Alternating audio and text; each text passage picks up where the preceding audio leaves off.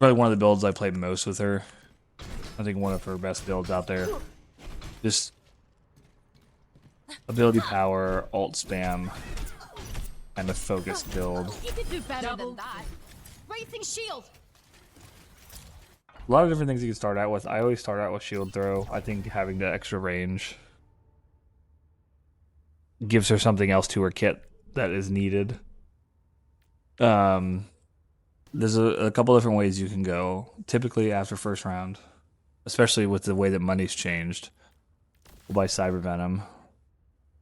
And then second power is God Ray.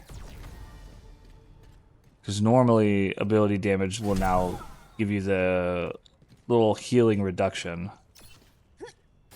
But if you do it from far enough away,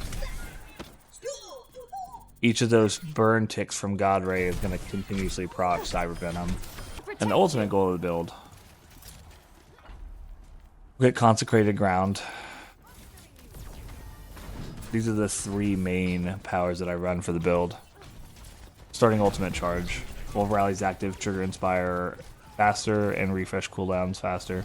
What? And then we're just gonna buy, you know, you'll run early game items, ability power, a first aid kit, stuff like that. And then as soon as you can, we want to, on top of Cyber Venom, you want to dip into Scavenge Steel. And the big item of the build is Dragon's Incinerator.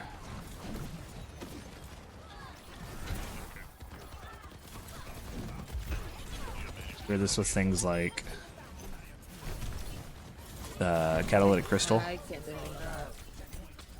Grants you even more ult charge.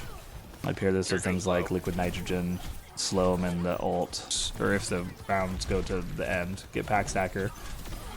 Extends your repair packs, and ability damage extends the duration of all your repair packs. But what you're looking like is you can just become more tanky.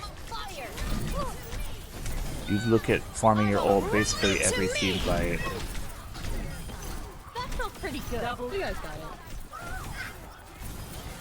I meant to do that. Double, triple kill. And it just becomes Use of my energy.